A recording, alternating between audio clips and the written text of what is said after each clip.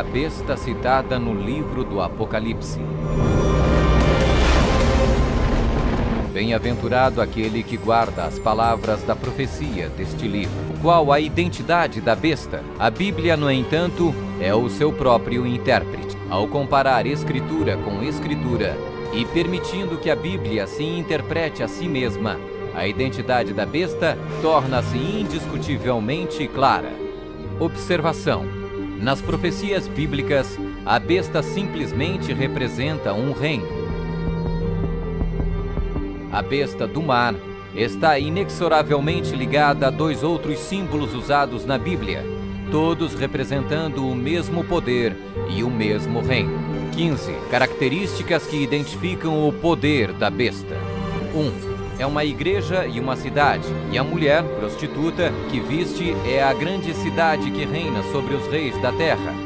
Apocalipse 17, 18. Observação: na profecia, a mulher é igual à igreja, a prostituta, mulher, portanto, igual uma apóstata, igreja infiel. A Igreja Católica Romana e a cidade e estado do Vaticano são sinônimos. O Tratado de Latrão, Papa Pio XI, Mussolini, 1929, declarou o Vaticano um estado independente e reconheceu a soberania do Papa dentro da cidade. Os pactos consistiam de um tratado político que criou a cidade-estado do Vaticano e deu reconhecimento total da soberania à Santa Sé. 2. Está sentada sobre 7 montes.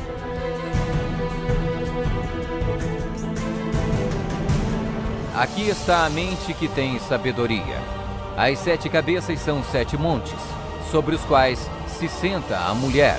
Apocalipse 17, 9. Roma. A cidade das 7 colinas.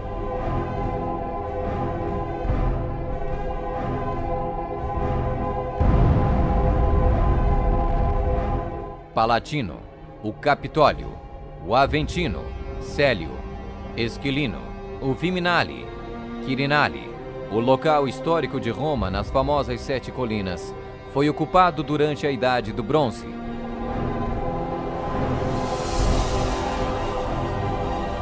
Está vestida de púrpura e escarlate e é adornada de ouro e pedras preciosas.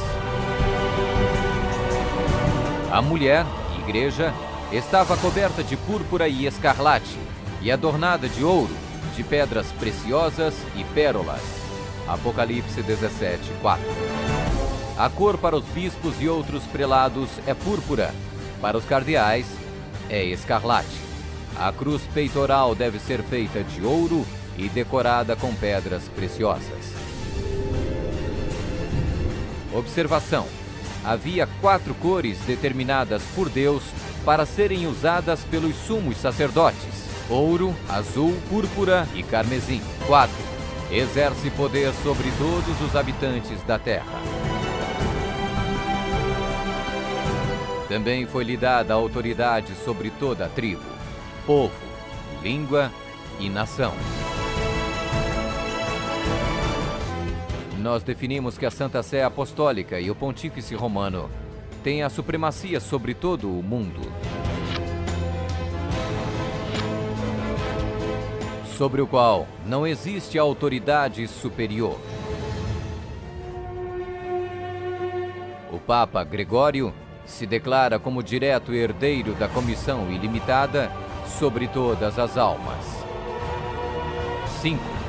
Surgiu de uma área densamente povoada, com uma diversidade cultural. Também disse: as águas que viste, onde a prostituta se senta, são povos, multidões, nações e línguas. A Igreja-Estado Católica Romana surgiu do meio de 10 tribos, monarquias originais da Europa: anglo-saxões, Inglaterra; germanos, Alemanha; visigodos, Espanha; francos, França; lombardos, Itália; burgundos, Suíça; suevos, Portugal; érulos, Ostrogodos. Vândalos. 6. Completamente erradicou 3 reinos quando subiu ao poder.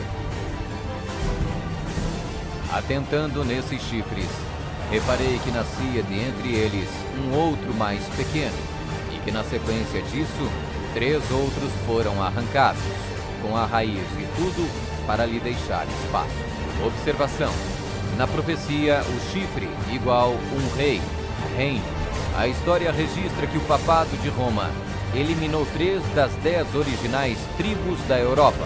Os Vândalos, 454 d.C., os Érulos, 493 d.C., os Ostrogodos, 538 d.C. Hoje não existe uma única linhagem que pode ser rastreada até um destes 3 reinos. Eles foram literalmente erradicados, arrancados pela raiz. 7.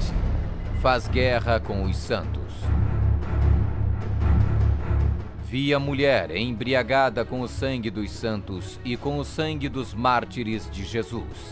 Que a Igreja de Roma derramou mais sangue inocente do que qualquer outra instituição que tenha existido na humanidade não será colocada em dúvida por nenhum protestante que possua bons conhecimentos de história.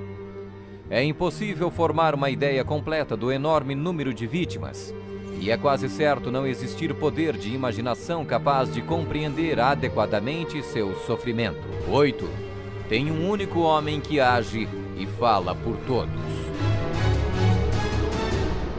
Eis que neste chifre havia olhos, como os de homem, e uma boca que falava com grande insolência. O Papa é o único porta-voz de toda a Igreja Romana. 9. O soberano deste reino se levanta contra tudo que se chama Deus. Ninguém de nenhum modo vos engane.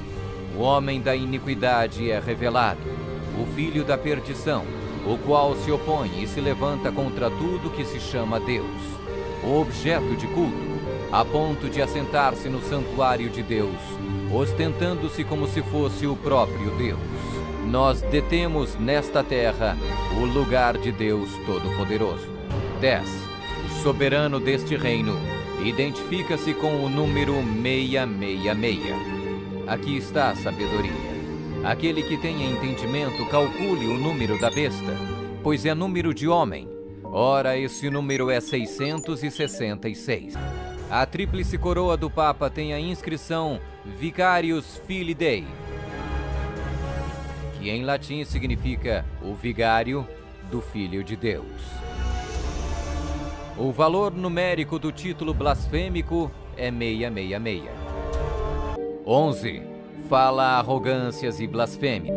Foi-lhe dada uma boca que proferia arrogâncias e blasfêmias.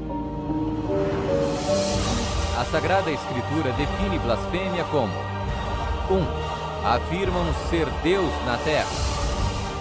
O Papa não é apenas o representante de Jesus Cristo, mas ele é Jesus Cristo, ele mesmo, oculto sob o véu da carne. 2. Afirma o poder de perdoar pecados. Esta autoridade judicial irá até mesmo incluir o poder de perdoar pecados. 3. Perseguir o povo do Altíssimo em nome do Altíssimo. Devemos classificar a Inquisição como uma das manchas mais negras dos registros da humanidade. Alguns historiadores estimam que mais de 100 milhões de pessoas foram mortas pela Igreja Romana durante a Inquisição. Sob um véu de cristianismo, a besta perseguiu e matou os verdadeiros seguidores de Deus e outros que não conformaram com suas regras. 12. Tentou mudar o calendário e a lei de Deus. O Papa é de tão grande autoridade e poder que pode modificar, explicar ou interpretar mesmo as leis divinas. O domingo é uma instituição católica e sua pretensão de observância pode ser defendida somente em princípios católicos. Do início ao fim das Escrituras, não há uma única passagem que justifique a transferência do culto público semanal do último dia da semana para o primeiro. A Igreja Católica declara naturalmente ter sido a mudança do sábado para o domingo um ato seu.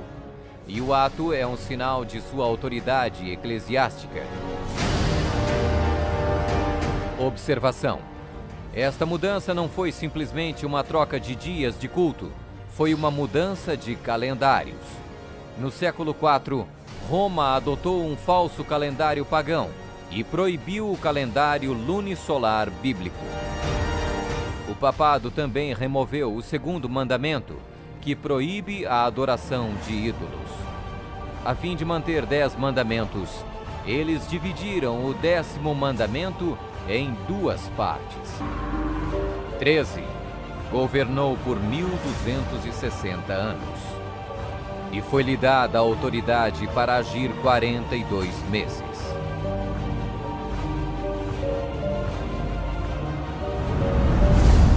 Observação: um dia profético igual um ano literal. Ano lunar, 354 dias. Ano solar, 365 dias. Ano bíblico lunisolar, uma média de 360 dias. 42 meses, igual 3,5 anos, igual 1260 dias. 1260 dias proféticos, igual 1260 anos. 14. Sua autoridade foi destituída por um poder civil e foi tomada em cativeiro. Se alguém leva para cativeiro vai. Se alguém matar à espada, necessário é que seja morto à espada. Observação: a espada aqui indica o poder civil. 15. Foi mortalmente ferida, mas acabará por se recuperar. Então vi uma dessas cabeças como golpeada de morte. Mas essa ferida mortal foi curada, e toda a terra se maravilhou, seguindo a besta.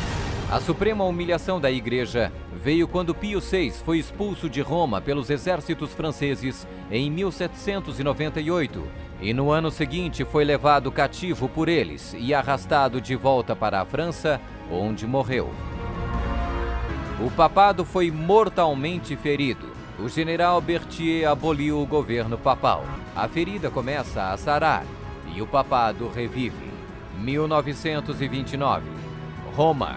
Foi concedida o soberano estatuto extraterritorial em 1929 pelo Tratado de Latrão e Concordata.